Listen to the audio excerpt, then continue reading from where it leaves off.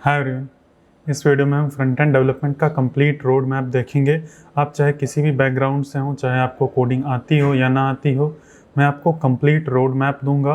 मैं आपको बताऊंगा कि आप कहां से पढ़ सकते हैं, कहां से क्या क्या सीखना है। मैं आपको स्टेप बाय स्टेप बताऊंगा कि क्या क्या सीखना है अगर आपको एक फ्रंट एंड डेवलपर बनना है। अगर आप ये रोड मैप अच्छे से फॉलो करेंगे तो आपको फ्रंट एंड डेवलपमेंट बहुत ही अच्छे से आ जाएगा और आपका जो भी गोल होगा वो आप अचीव कर पाएंगे। चाहे आपका गोल जॉब हो, चाहे आपका अपना खुद का बिजनेस स्टार्ट करना हो, आपका खुद का वेबसाइट बनाना हो, आप हर एक चीज़ कर पाएंगे। इस वीडियो में मैं मान के चलूँगा कि आपको वेब डेवलपमेंट का डब्ल्यू भी नहीं आता है, कुछ भी नहीं, एकदम ज़ीरो है। आपने बस केवल सुना है कि एक वेब डेवलपमेंट नाम का कुछ करियर होता है, उस लेवल से मैं यहाँ पे स्टार्ट करूँगा। और अगर आप मान लो इसमें से किसी थोड़े आगे लेवल पे मान लो आपने थोड़ा बहुत सीख लिया, तो भी ये रोड मैप आपको हेल्प करेगा। आप वीडियो देखना, आप जिस भी लेवल पे हो आप उस लेवल से स्टार्ट कर सकते हैं। मैं यहाँ पे एकदम ज़ीरो लेवल से स्टार्ट करूँगा। तो चलिए अपने स्क्रीन पे चलते हैं और मैं आपको अच्छे से समझाता हूँ कि फ्रंट एंड डेवलपर क्या होता है और फ्रंट एंड डेवलपर बनने के लिए हमें क्या क्या चीज़ें रिक्वायर्ड होती हैं। तो यहाँ पे स्क्रीन पे जैसे कि आप देख सकते हैं, यहाँ पे अगर आपका गोल है फ्रंट एंड डेवलपमेंट सीख कर जॉब पाना, अगर आपका गोल है कि हमें कोई जॉब मिल जाए, हम किसी कंपनी में काम करेंगे, तो इंग्लिश रिक्वायर्ड है। इंग्लिश बहुत ही ज़्यादा रिक्वायर्ड है। इसके ऊपर मैंने 2 वीडियो बनाई है कि वेब डेवलपमेंट के लिए कितना इंग्लिश सीखें, और एक दूसरा वीडियो है कि इंग्लिश कैसे सीखें। अगर आपको इंग्लिश नहीं आती है, आप किसी भी लेवल पे हो, मान लो आप पढ़ लेते हैं, समझ लेते हैं, लेकिन बोल नहीं और सुन नहीं पाते हैं, मतलब सुन के नहीं समझ पाते हैं, तो ये वीडियो मैंने बनाया है। आप ये दोनों वीडियो देख लेना अगर आपको इंग्लिश में समस्या है या इंग्लिश सीखना चाहते हैं। तो यहाँ पे अगर यहाँ पे जो एरो का बटन है ना, इसके ऊपर अगर आप क्लिक करेंगे तो ये वीडियो प्ले हो जाएगा एक नए टैब में खुल के। और ये जो पूरा रोड मैप है ना, इसका लिंक मैं आपको डिस्क्रिप्शन में दे दूँगा। इसमें मैंने हर एक चीज़ बनाया है। अभी जैसे से हम आगे चलेंगे, आपको इसका लिंक जो पूरा ये रोड मैप है ना, यहाँ पे अगर मैं जूम आउट करूँ तो ये पूरा रोड मैप बनाया है, जो कि मैं आपको अभी आगे दिखाऊंगा ये कैसे कैसे कब कब क्या सीखना है। तो इसका लिंक आपको डिस्क्रिप्शन में मिल जाएगा। डिस्क्रिप्शन से जाके आप ये पूरा रोड मैप ओपन कर सकते हैं। तो यहाँ पे इंग्लिश, अगर आपका जो गोल है वो जॉब पाना है, तो इंग्लिश सीखना बहुत ही इंपॉर्टेंट है, नहीं तो आपके पास अपॉर्चुनिटीज़ बहुत ही लिमिटेड रहेंगी। लेकिन अगर आप अपना खुद का कुछ बिजनेस क्रिएट करना चाहते हैं, खुद की वेबसाइट क्रिएट करना चाहते हैं, खुद का ब्लॉग आर्टिकल कुछ भी क्रिएट करना चाहते हैं, तो इंग्लिश उतना इम्पॉर्टेंट नहीं है, आप बिना इंग्लिश के भी सीख सकते हैं। अब यहाँ पे आपने डिसाइड कर लिया कि आपको किस फील्ड में जाना है, जॉब के फील्ड में जाना है या अपना खुद का स्टार्ट करना है कुछ। तो मैं उस केस में भी, अगर आप अपना खुद का भी स्टार्ट करना चाहते हैं, उस केस में भी मैं रिकमेंड करूँगा इंग्लिश सीख लें, लेकिन उतना ज़्यादा फ़र्क नहीं पड़ेगा। उतना मतलब जैसे जॉब मिलने में मुश्किल होगी, लेकिन आप अपना खुद का अगर कुछ करते हैं तो उतना मुश्किल नहीं होगा। इतना अगर क्लियर है तो हम नेक्स्ट स्टेप पे आगे चलते हैं। तो यहाँ पे मैं एकदम बेसिक से स्टार्ट कर रहा हूँ कि जो वेब डेवलपमेंट है वो सॉफ्टवेयर इंजीनियरिंग का एक छोटा सा पार्ट है। तो पहले देख लेते हैं इंजीनियरिंग में क्या क्या चीज़ें होती हैं। जब कोई भी बच्चा कॉलेज में जाता है तो इंजीनियरिंग वो चूज़ करता है। बहुत इंजीनियरिंग के अलावा भी बहुत सारी चीज़ें होती हैं, लेकिन इंजीनियरिंग की हम यहाँ पे बात कर रहे हैं। तो इंजीनियरिंग में कई सारी ब्रांचेस होती हैं, mechanical engineering, electrical engineering, chemical engineering, software engineering और सिविल इंजीनियरिंग, और भी कई ब्रांचेस होती हैं। सारी ब्रांचेस मैंने यहाँ पे नहीं लिखी हैं। यहाँ पे अगर गूगल पे सर्च करेंगे different branches of computer science या कंप्यूटर इंजीनियरिंग, या कंप्यूटर साइंस नहीं, डिफरेंट ब्रांचेस ऑफ इंजीनियरिंग, अगर आप सर्च करेंगे तो आपको देखो इतनी सारी फील्ड्स में से एक फील्ड होती है सॉफ्टवेयर इंजीनियरिंग। तो ये सॉफ्टवेयर इंजीनियरिंग जो है इंजीनियरिंग का बहुत ही छोटा सा एक हिस्सा है, लेकिन इसमें जॉब्स काफ़ी होती हैं। आज के टाइम पे ये जॉब्स का सबसे ज़्यादा जॉब प्रोवाइडर वाला ये हिस्सा है, तो इसीलिए बहुत सारे लोग इस फील्ड में आना चाहते हैं। अब आगे बढ़ते हैं।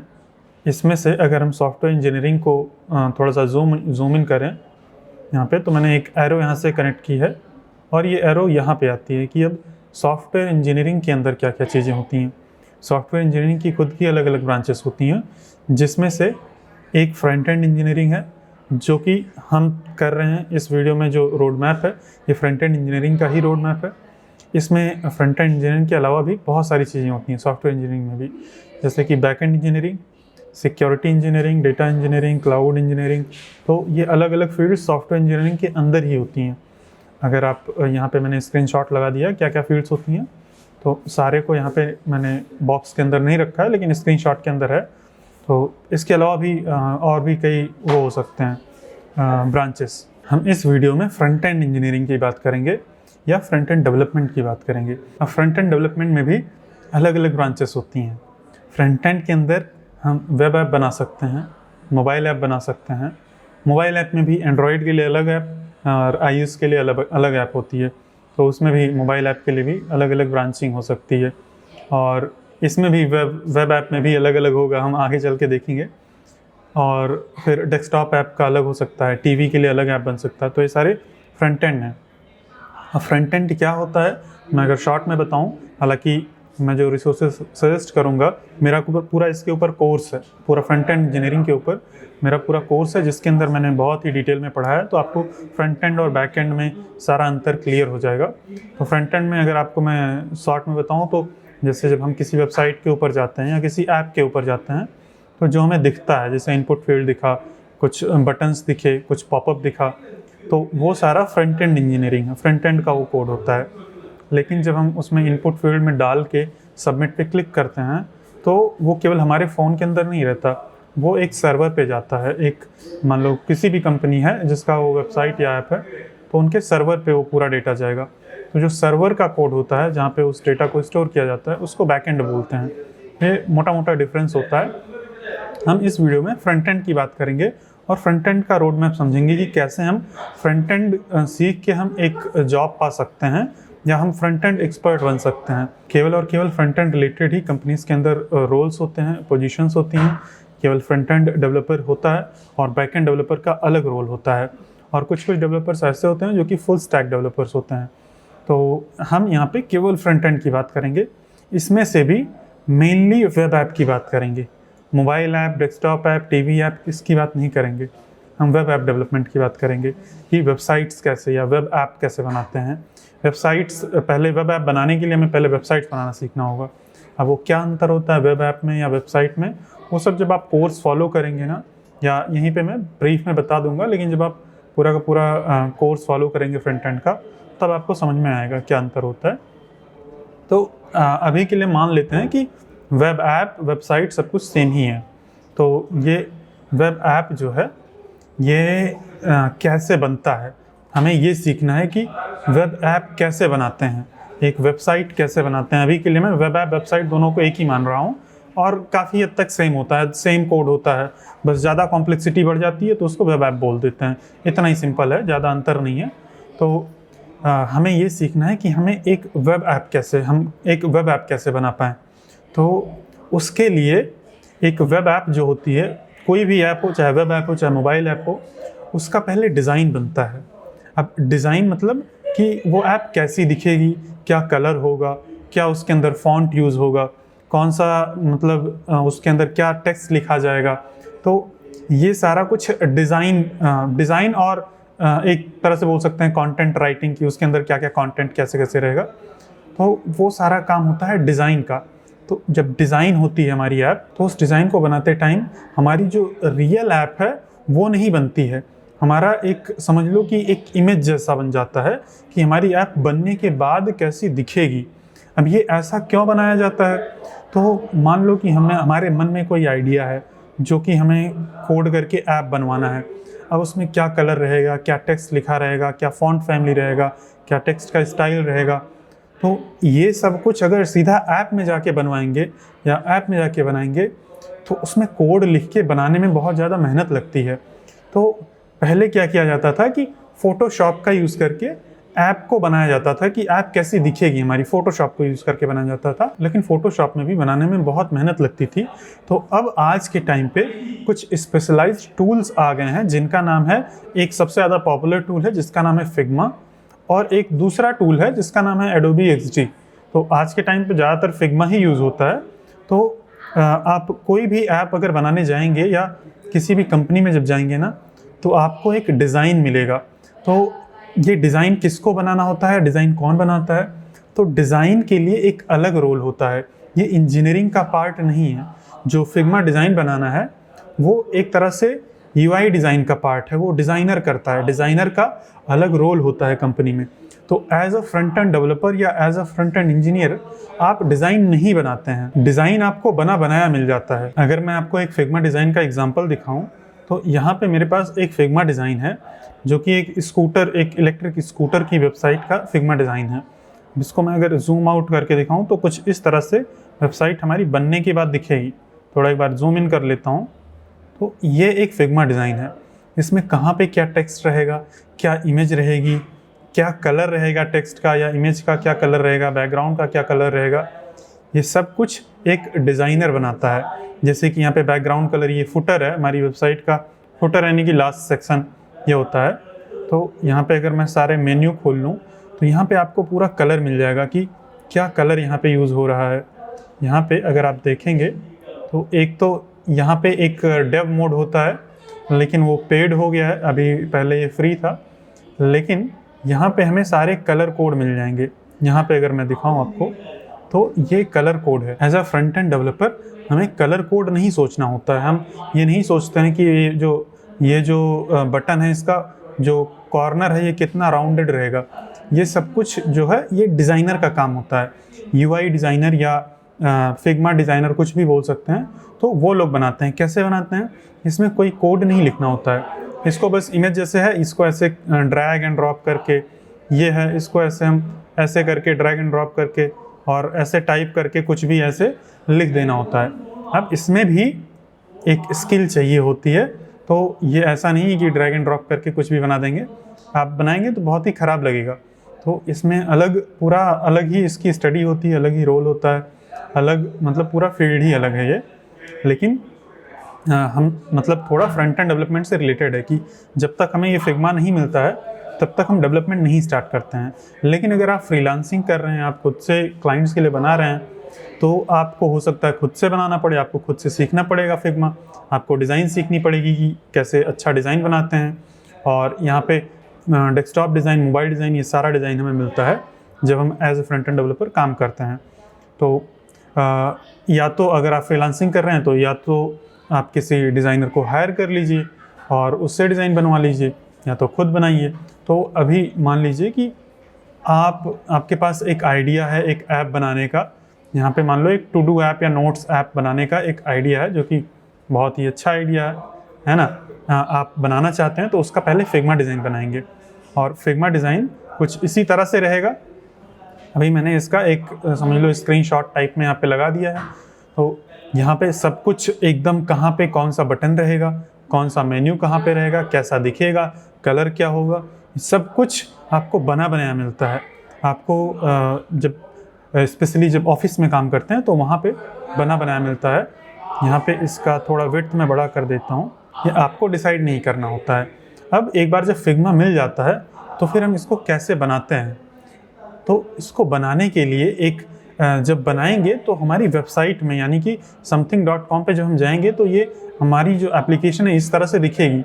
ये फिग्मा जो बना है ये हम केवल ऐसे दिखा सकते हैं, लेकिन ये कुछ काम नहीं करेगा, एकदम से स्टैटिक रहेगा।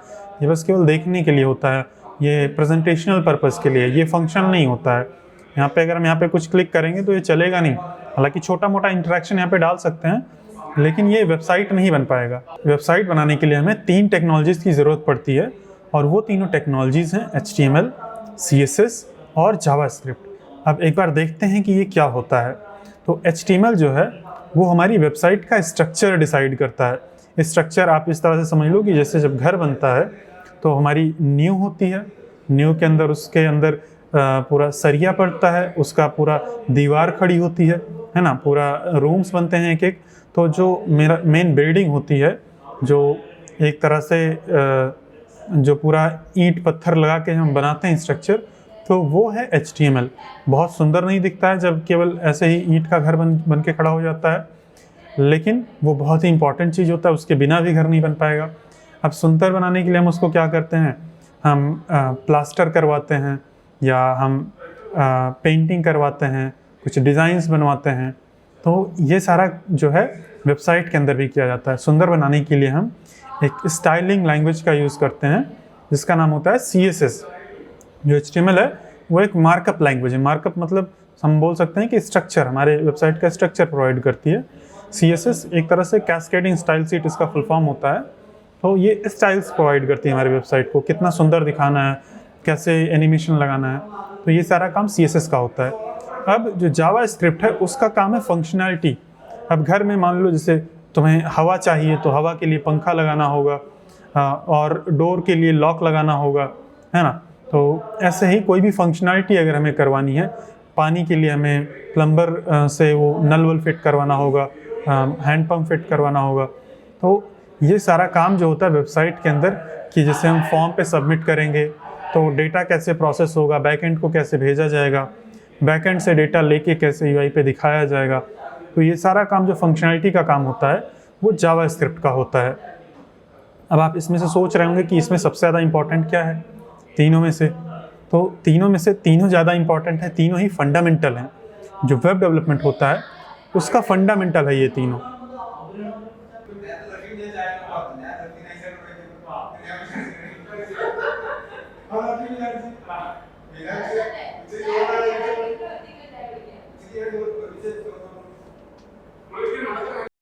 हाँ ये कर लो पहले।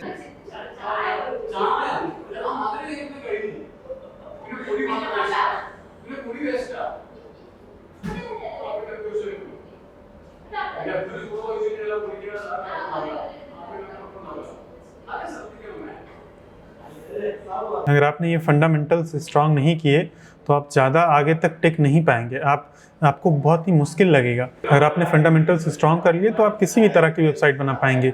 अगर आपने ये तीनों फंडामेंटल्स स्ट्रांग नहीं किए तो आपको बहुत ही मुश्किल होगी फ्रंट एंड डेवलपमेंट के अंदर।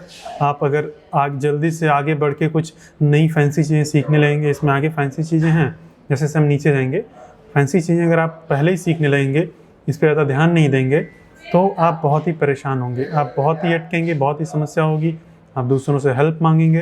तो इस पे जितना ज़्यादा टाइम हो सके आप इस पे ज़्यादा टाइम दीजिए। आप इसमें स्पेशली जावा स्क्रिप्ट जो है उस पर बहुत ज़्यादा टाइम देना है। जावा स्क्रिप्ट और CSS इन दोनों पे टाइम देना है अच्छे से, इन सारी चीज़ों को अच्छे से मास्टर करना है, ताकि आप फंडामेंटल्स आपका स्ट्रांग हो और आप अच्छे से वेबसाइट्स बना पाएँ।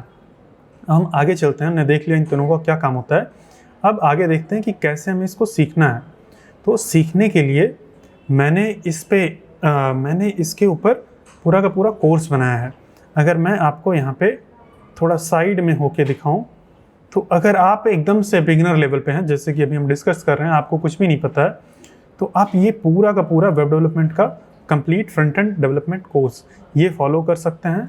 इसका लिंक आपको यहाँ पे मिल जाएगा, या फिर अगर आप इस चैनल पे वीडियो देख रहे हैं तो आपको मेरे चैनल पे भी ये वीडियो मिल जाएगा।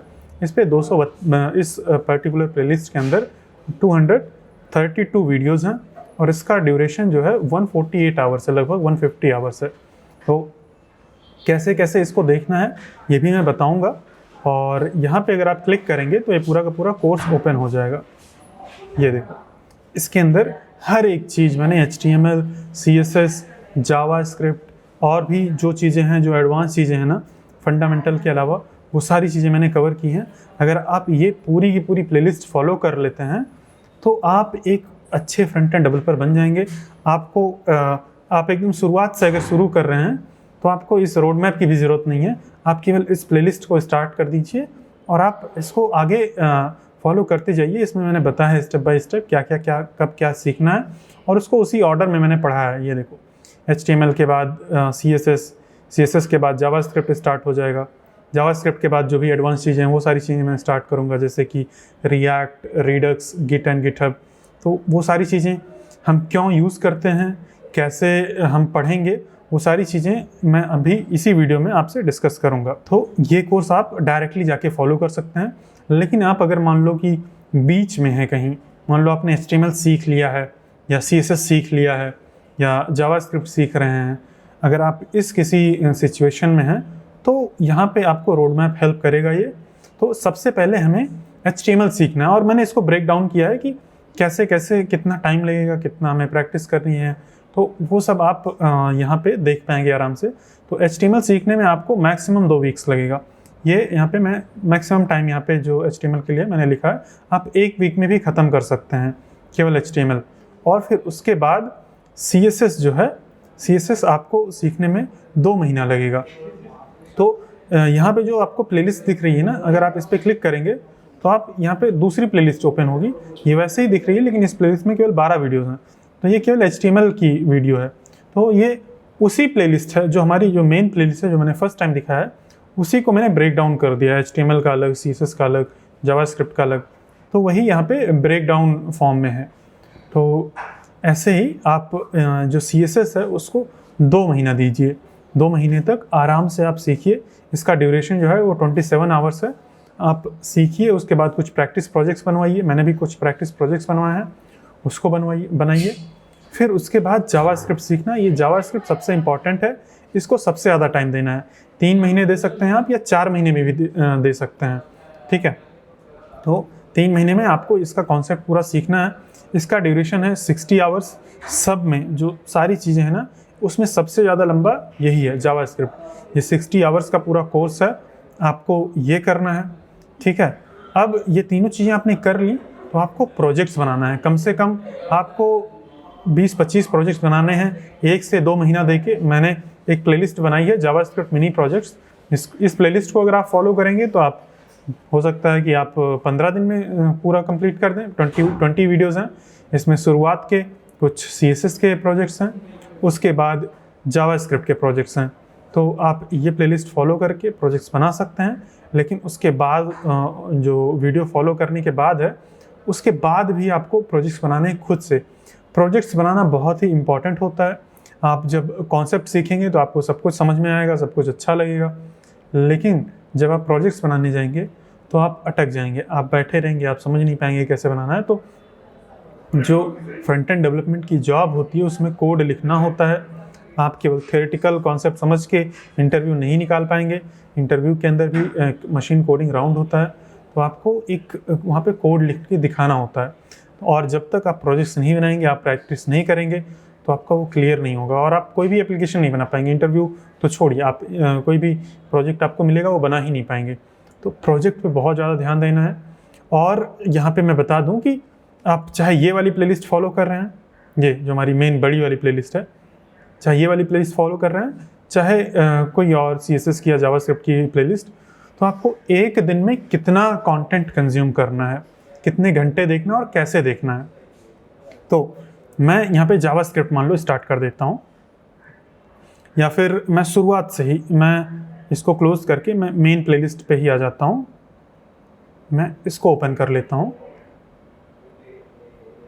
और इसको कैसे फॉलो करना है हमें, ये थोड़ा सा देखते हैं।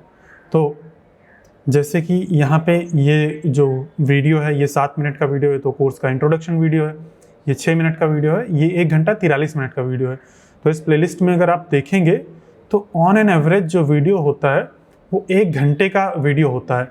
अगर आपको ऑन एन एवरेज देखना है किसी भी प्लेलिस्ट का ड्यूरेशन, तो आप कैसे देख सकते हैं।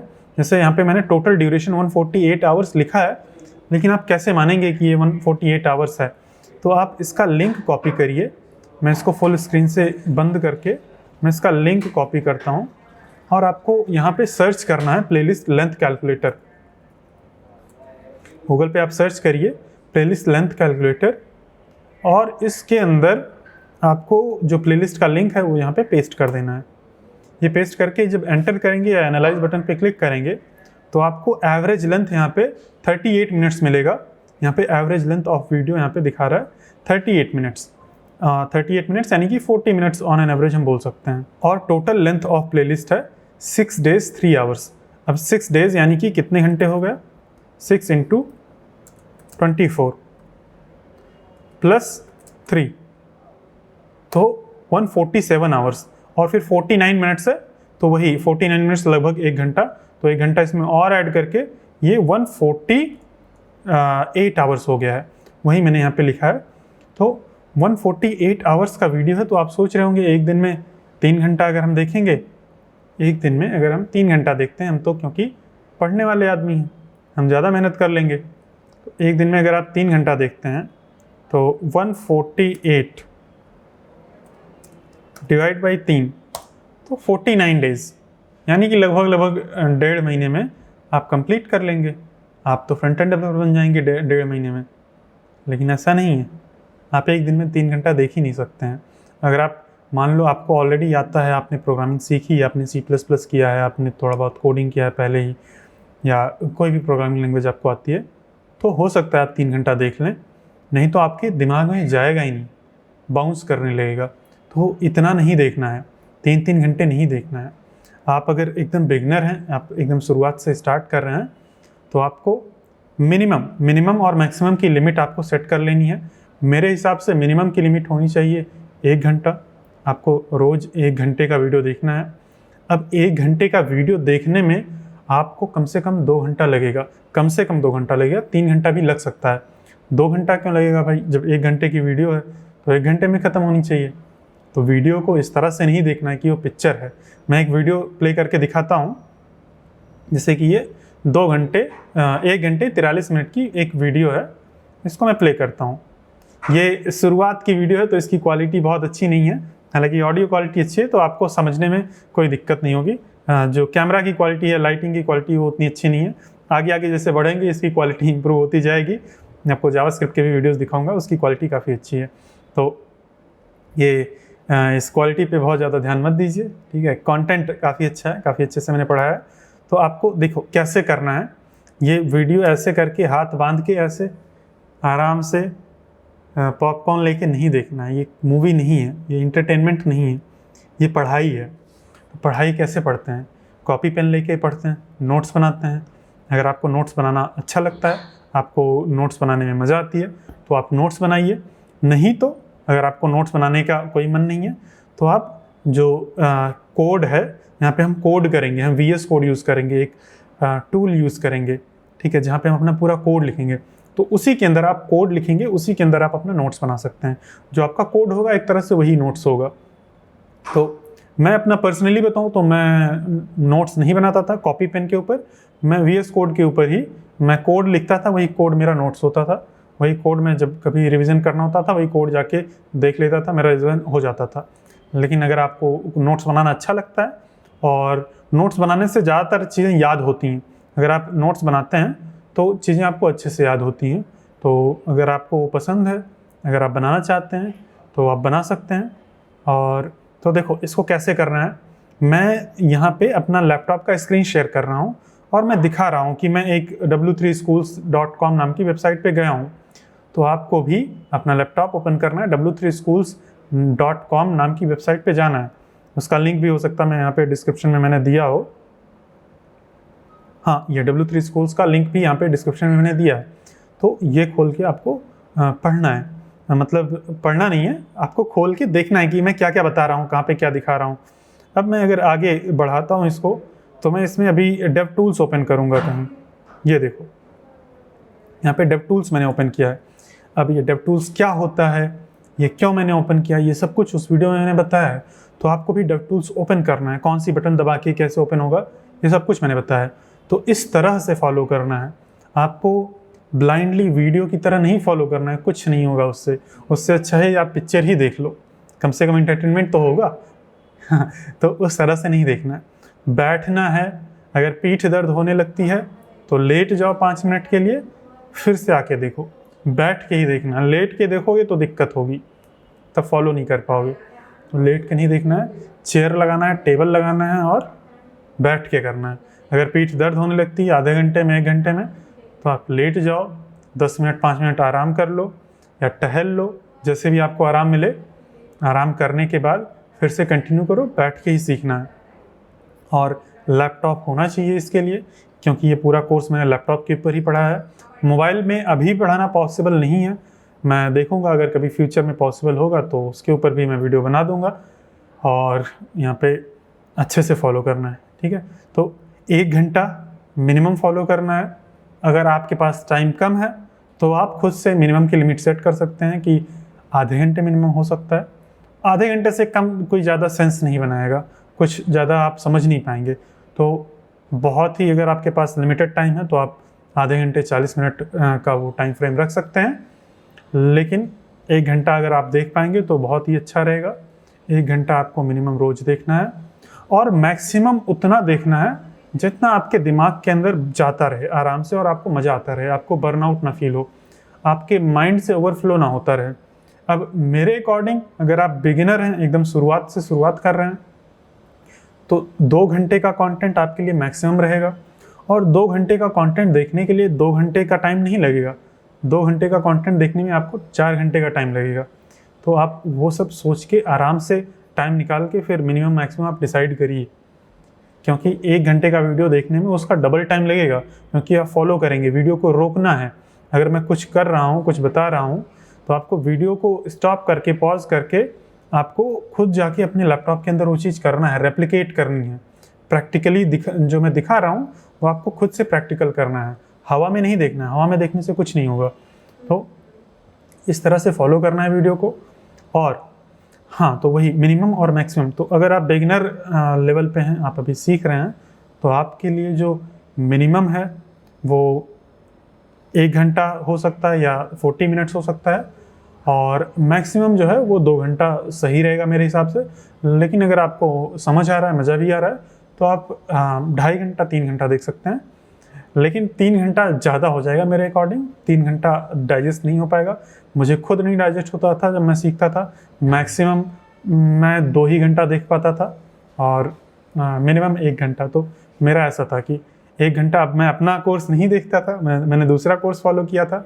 मैंने यूडेमी से कोल्ट स्टील और एंजेला यू का कोर्स फॉलो किया था।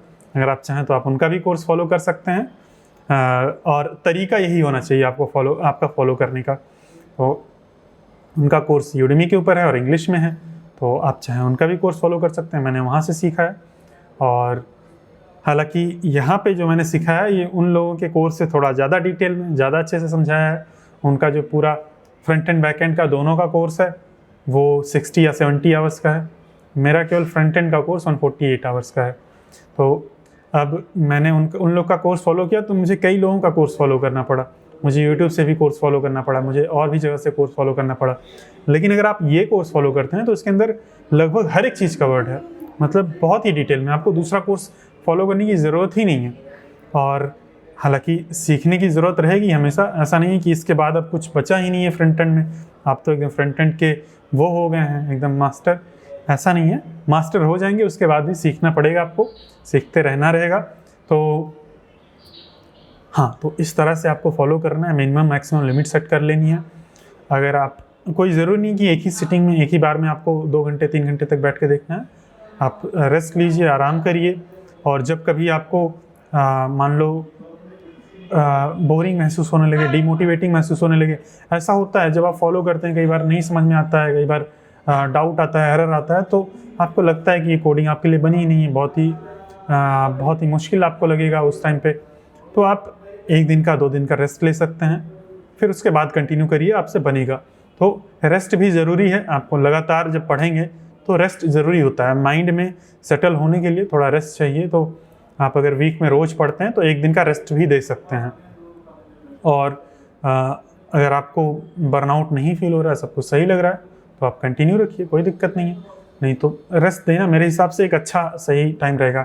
कोई भी एक दिन निकाल लीजिए जिसमें आप रेस्ट करें, आप आराम से जो भी आपका मन करे, मूवी देखें, पिक्चर देखें, रेस्ट करें। एक दिन पूरा आप रेस्ट का बना लीजिए।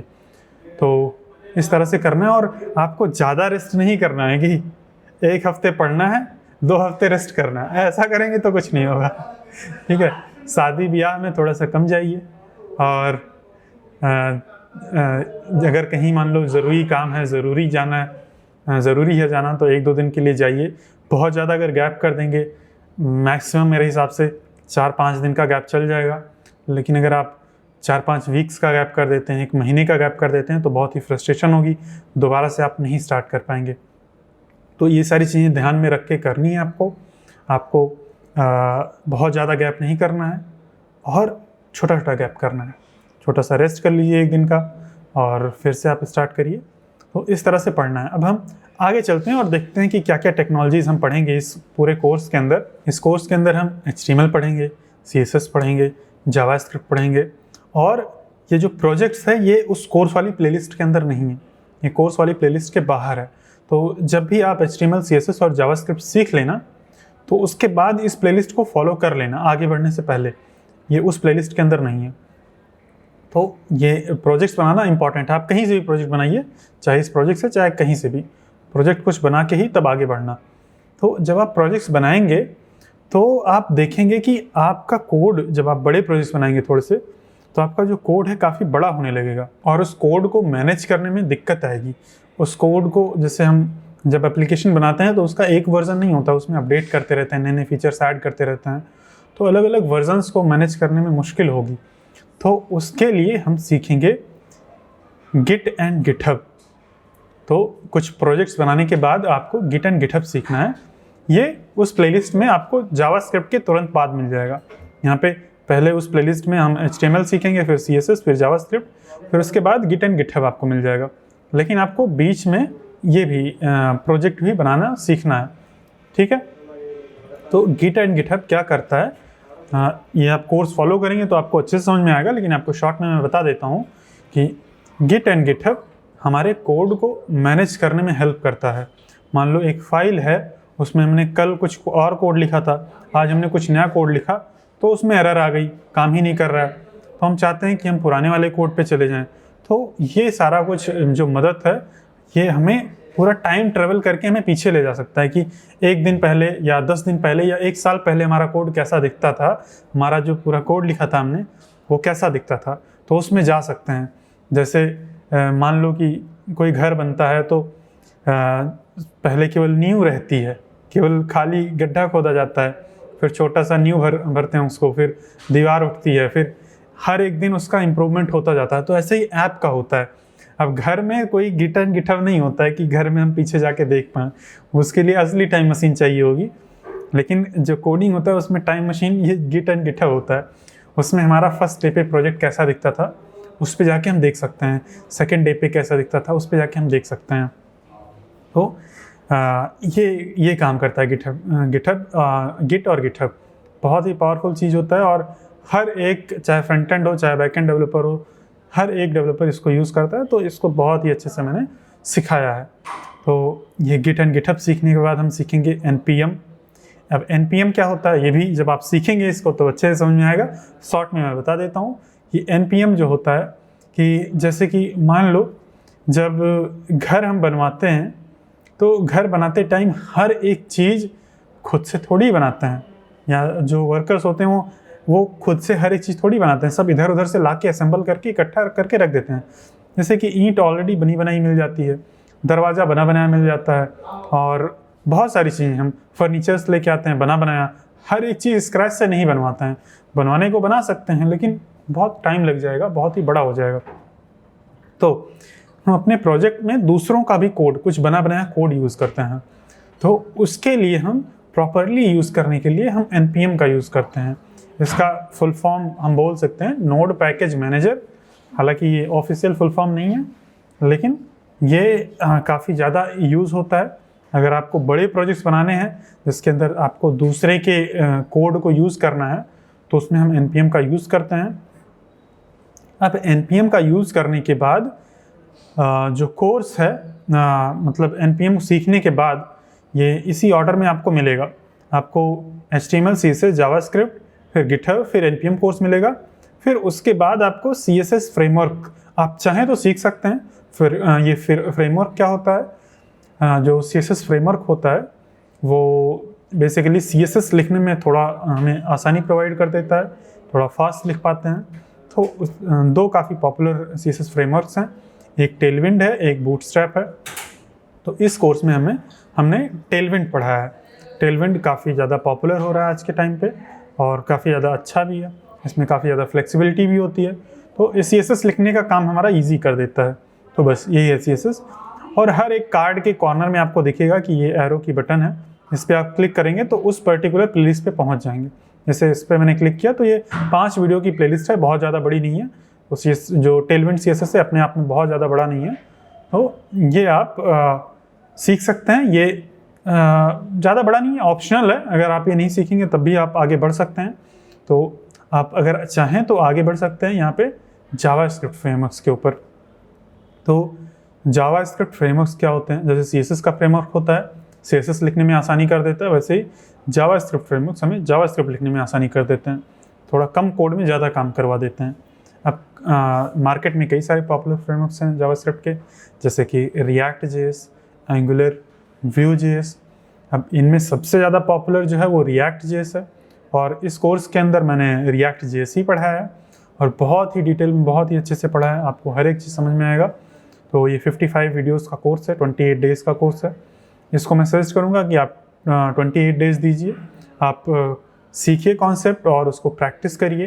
तो ये भी वही टेक्निक अप्लाई करना है कि वीडियो देखना है, प्रैक्टिस करना है, वीडियो को रोकना है, प्रैक्टिस करना है, तो उसी तरह से इसको भी फॉलो करना है। तो अगर आपने यहाँ तक सीख लिया, रिएक्ट तक सीख लिया है, तो उसके बाद आप जॉब ढूंढना स्टार्ट कर सकते हैं। मार्केट में रिएक्ट जेएस की काफ़ी सारी जॉब्स होती हैं। हालांकि अगर आपने केवल HTML, CSS और जावास्क्रिप्ट तक सीख लिया है तो भी आप जॉब्स के लिए एलिजिबल हो गए हैं, लेकिन HTML, CSS और जावास्क्रिप्ट की जॉब उतनी ज़्यादा है नहीं मार्केट में, आपको बहुत ही कम जॉब्स मिलेंगी। लेकिन फिर भी आप चाहें तो आप ढूंढ सकते हैं, आपको मिल सकती है।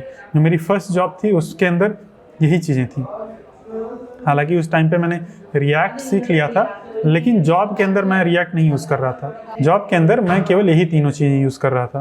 तो ऐसा पॉसिबल है, आप केवल HTML, CSS और जावास्क्रिप्ट सीख के भी जॉब पा सकते हैं। लेकिन अगर आप गिट एंड गिटहब, NPM और ये रिएक्ट सीख लेते हैं, टेलविंड सीख लेंगे तो और अच्छी बात रहेगी। लेकिन अगर आप रिएक्ट सीख लेते हैं तो आपके पास जॉब्स की कमी नहीं रहेंगी। जॉब्स बहुत हैं, रिएक्ट की जॉब्स मार्केट में बहुत सारी हैं। आपको अच्छे से प्रोजेक्ट बनाना है, रिज्यूमे बनाना है और अप्लाई करना है, तो आपको जॉब्स मिल जाएंगी। अब इसके बाद एक और चीज़ है जिसको बोलते हैं रिडक्स। ये क्या होता है?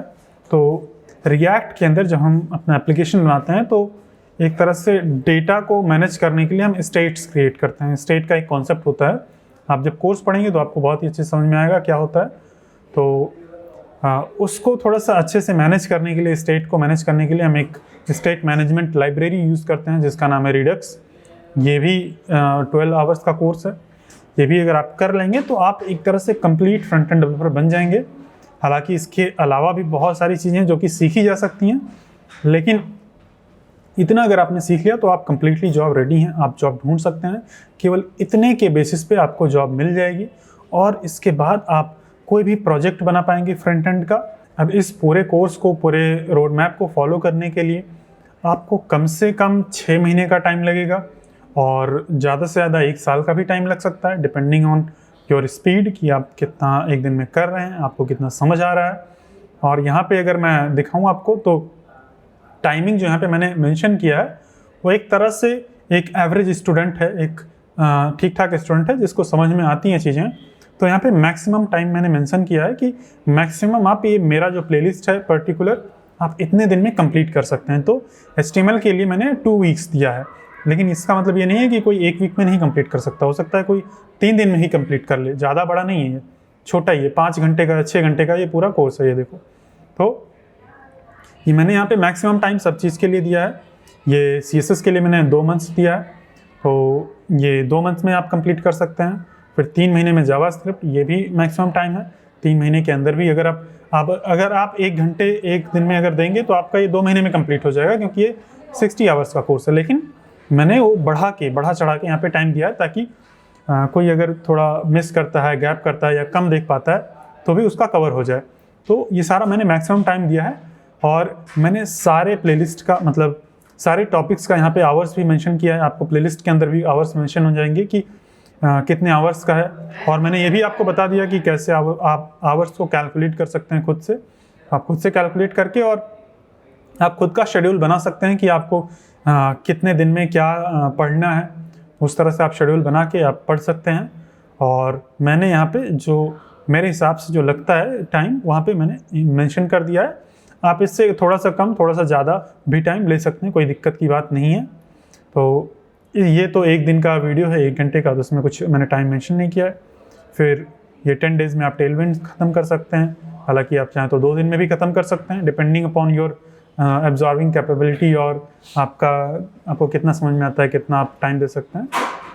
और फिर रिएक्ट जेएस में आपको 2 महीना देना है। ये पूरा कोर्स फॉलो करते टाइम मैं बहुत ही फोकस करूँगा कि आप प्रोजेक्ट्स बनाएं। तो प्रोजेक्ट पे बहुत ज़्यादा ध्यान देना है। आप चाहें तो वीडियोस कम देखिए, वीडियोस 1 घंटे 2 घंटे ही देखिए। 1 घंटे 2 घंटे वीडियो देखिए। 1 घंटे 2 घंटे वीडियो मैं जब बोलता हूँ तो 1 घंटे 2 घंटे यानी कि 1-2 घंटा टाइम दीजिए आप, कंटेंट नहीं।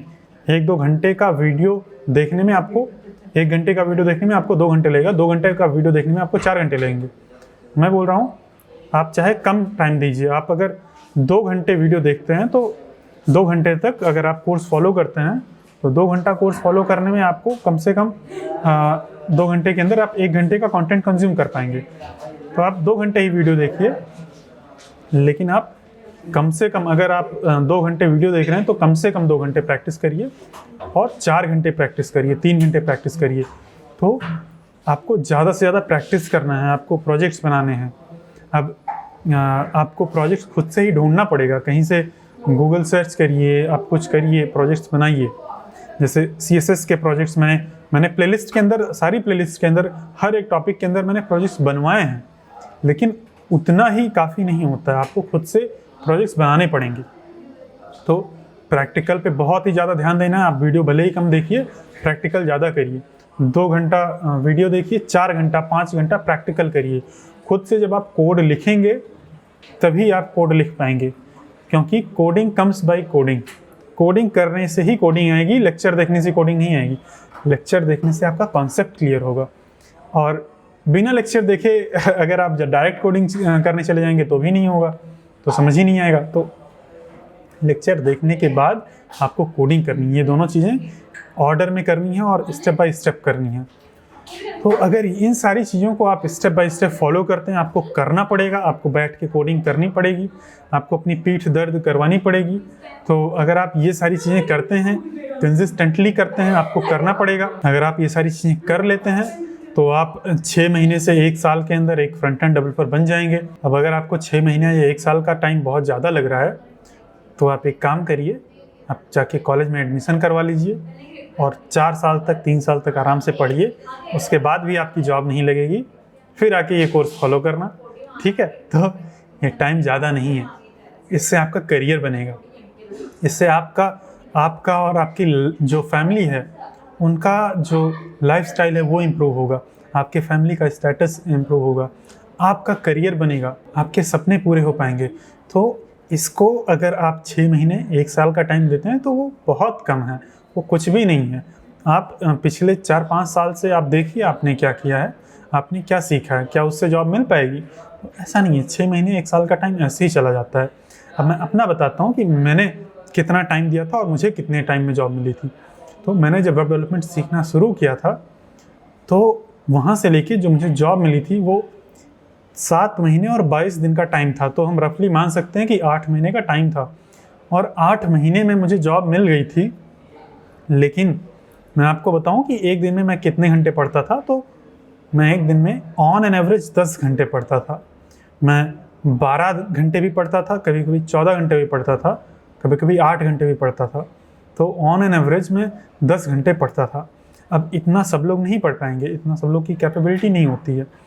तो अगर आप 6 घंटे भी दिन के पढ़ते हैं तो आप हो सकता है कि आप 7 महीने या 8 महीने में लग जाए, उतना ज़्यादा पढ़ने की ज़रूरत नहीं है। मैंने कुछ ज़्यादा ही पढ़ा है, मैंने बहुत ज़्यादा टाइम दिया है, क्योंकि मुझे अच्छा लगता है। मेरी हैबिट है कि एक बार मुझे अगर कोई चीज़ अच्छा लग गया तो मुझे वो मेहनत नहीं लगती है, मैं आराम से पढ़ लेता हूँ।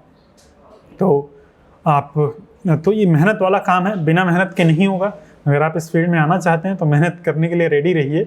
आपको मेहनत करना पड़ेगा, बैठ के पढ़ना पड़ेगा, दिमाग को खपाना पड़ेगा। दिमाग भी आपका कई बार जवाब दे देगा, कई बार परेशान हो जाएगा।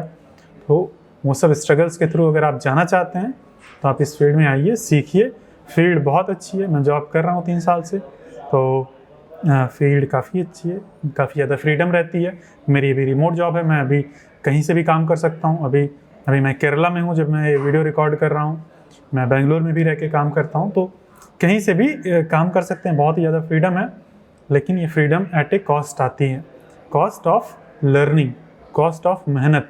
मेहनत से अगर आप करेंगे काम तो आप कर पाएंगे, आप बिल्कुल बन जाएंगे। आपको अगर प्रॉब्लम सॉल्विंग पसंद है, इसमें प्रॉब्लम सॉल्विंग बहुत ज़्यादा होता है। अगर आपको प्रॉब्लम सॉल्विंग अच्छी लगती है तो आप इस फील्ड में आइए, और फ्यूचर ब्राइट है। काफ़ी ज़्यादा यहाँ पे मतलब डेविन AI से मत डरिए। जो भी AI आ रहे हैं, कितनी भी AI आ जाएं, AI के आने के बाद भी जॉब्स रहेंगी। अगर आप एक्सपर्ट हैं उस फील्ड में तो आपको जॉब मिल जाएगी।